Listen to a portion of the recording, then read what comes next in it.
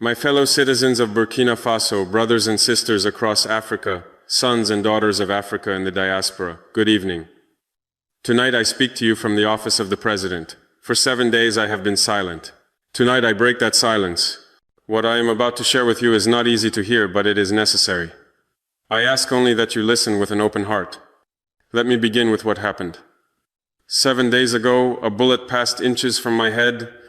I heard it before, I felt it. The crack of the rifle, the whistle of the round cutting through the air, the strange silence that follows when death comes that close. My security detail threw me to the ground. Someone was screaming. I remember thinking with an odd clarity, so this is how it ends. But it didn't end. The bullet missed. The coup failed. And for 7 days I have been silent. Not because I was hiding. Not because I was afraid. But because I needed to understand what that bullet really meant. What they were really trying to kill. Tonight I speak to you, not as your president, though that is the office I hold, not as your leader, though that is the responsibility you have given me. I speak as a son of Africa who has looked death in the face and lived to ask the question, what were they really trying to kill? Let me be clear, they were not trying to kill Ibrahim Traore. I am just one man. I will die someday, bullet or no bullet, we all will. No, they were trying to kill an idea whose time has come, an idea that terrifies them more than any army ever could. The idea is this: Africa can be free. Africa deserves dignity. Africans can govern themselves without masters, without puppets, without selling our souls for aid. That idea is what they fear. That idea is what they tried to murder with that bullet. And that idea, my brothers and sisters across this continent and in the diaspora, that idea cannot die. Not from bullets, not from coups, not from threats. Ideas die only when we stop believing in them, when we give up, when we accept that things will never change. And I am here tonight to tell you I have not given up, and neither should you. I need you to understand something. This is not the first time.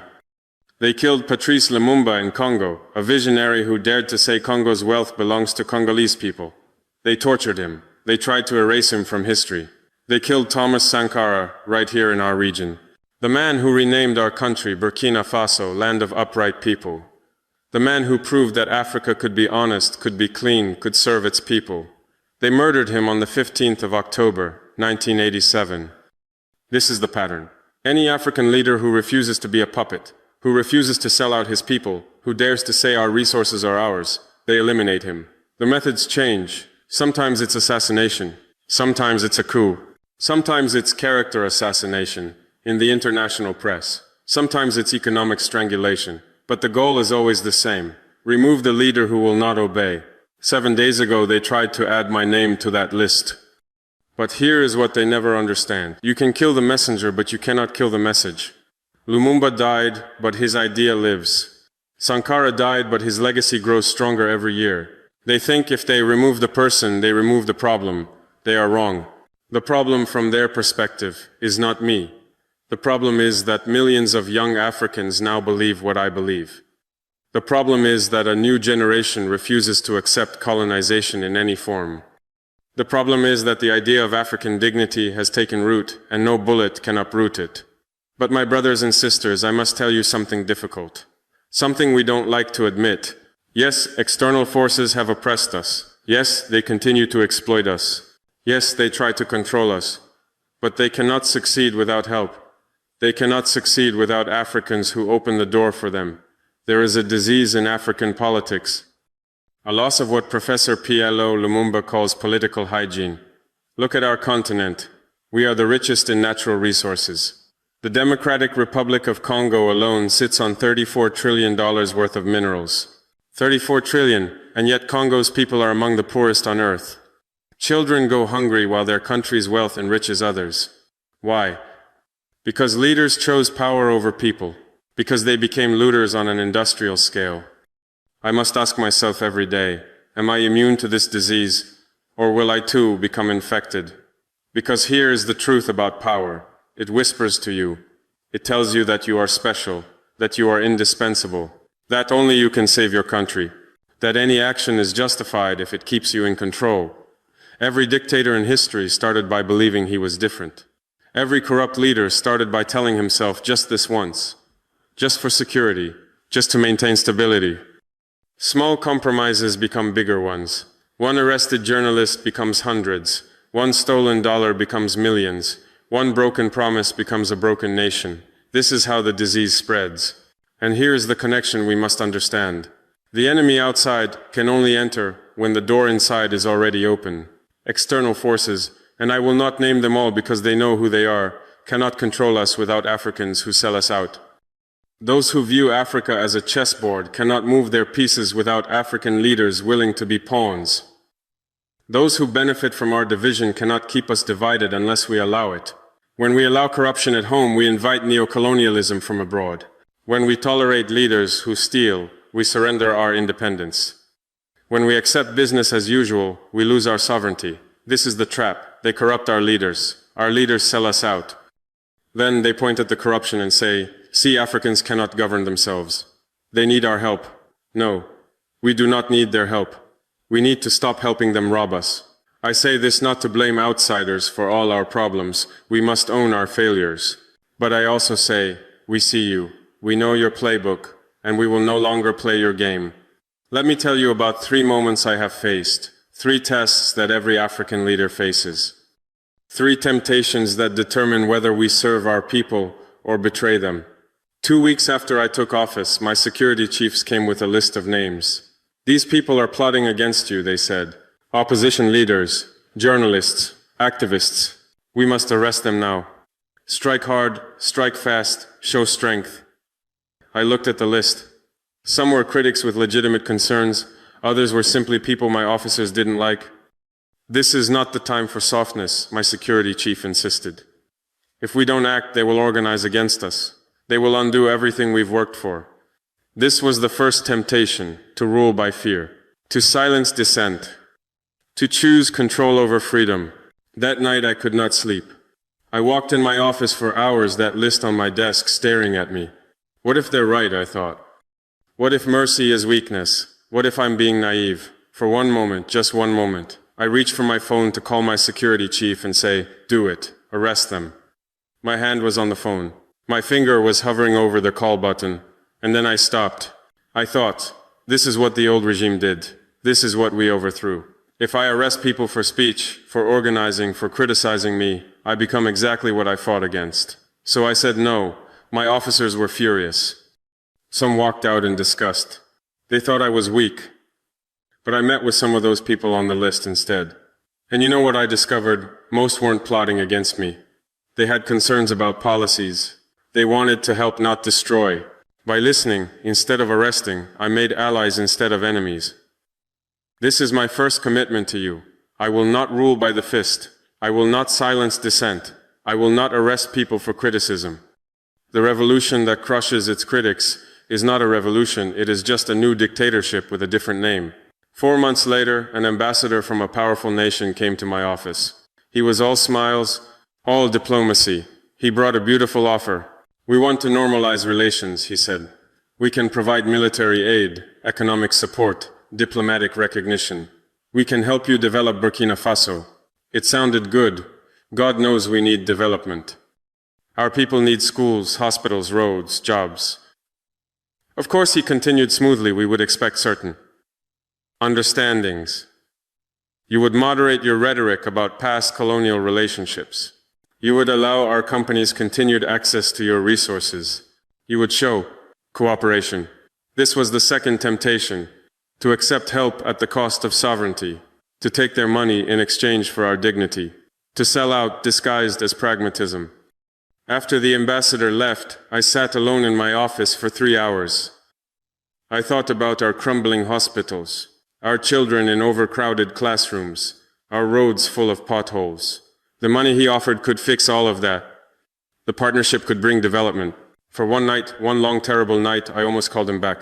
I almost said yes. I even wrote the speech I would give to you. We must be pragmatic. We must accept help. We can work within the system to change it. The speech is still in my drawer. I keep it to remind myself how close I came to betraying you. But I did not make that call. Because I understand. There are no free gifts. There are only different prices. They don't want partnership. They want control with better public relations. I said no. And the consequences came quickly. Aid was with... Welcome to AMF4 TV. My name is Richard Che. I hope you are fine. Okay, we are talking about how African leaders has to be united by this an influential leader, Burkina Faso President Ibrahim Traore. There is a video on social media, especially on our handles, that we have to share it to you for you people to comment on it, on how statements he has been making all these days. We'll keep on updating you on this issue, but don't forget to subscribe to our YouTube channel for more of this video as well as similar videos like this. Let's listen to whatever he said and on social media to see, and then also don't forget to comment when you watch this video. Kindly also not forget to subscribe to our YouTube channel. It was withheld. Recognition was delayed. My advisors questioned my judgment. But here is what we did instead. We chose the harder path, the path of dignity. They want our gold. We will sell them jewelry, not ore. They want our cotton. We will sell them finished garments, not raw fiber. They want our mangoes. They will buy processed products, not raw fruit. We add value here. We create jobs here. We build wealth here. 6 months ago, we launched our first gold processing facility in Ouagadougou. For the first time in our history, we're not just exporting raw ore. We're making jewelry, adding value, creating skilled jobs. 3 months ago, we broke ground on the Sankara Agricultural Processing Hub. We will process cotton, cashews, and mangoes right here, instead of shipping them raw to Europe at cheap prices and buying them back as finished products at inflated costs. Last month, we signed agreements with Mali and Niger to create a regional solar energy alliance. We have 300 days of sunshine a year. That sun will power our future, not their power plants. This is harder than accepting foreign aid tied to conditions. It takes longer, but we keep our dignity. This is my second commitment to you. I will not sell our sovereignty, not for money, not for weapons, not for recognition. Better to be poor and free than comfortable and colonized. 11 months after taking power, I faced the hardest test. One of my closest allies, a man who fought beside me in the revolution, who risked his life for this cause, was credibly accused of corruption. Taking bribes from contractors, using his position for personal enrichment. Everyone told me to protect him. He's been loyal, they said. He fought for the revolution. One mistake shouldn't destroy him. If you abandon him, others will lose faith in your loyalty. This was the third temptation, to choose friendship over justice, to protect the corrupt because they are ours, to let loyalty blind us to betrayal. That night, after I confronted him, after I heard him admit what he'd done and begged me to overlook it, I broke down. I sat at my desk and I wept. Not for show, not for dramatics. I wept because I was about to destroy a friendship. I was about to hurt someone I loved. I almost changed my mind. I almost called the prosecutor and said, "Drop the case." I told myself. He made one mistake. Everyone makes mistakes. Isn't forgiveness a virtue? Isn't loyalty important? But then I thought of Thomas Sankara. After Sankara died, those who came after him protected the corrupt. They put friendship above principle. They said, "These are our brothers, we cannot abandon them." And everything Sankara built crumbled. The revolution became a joke. The people lost faith.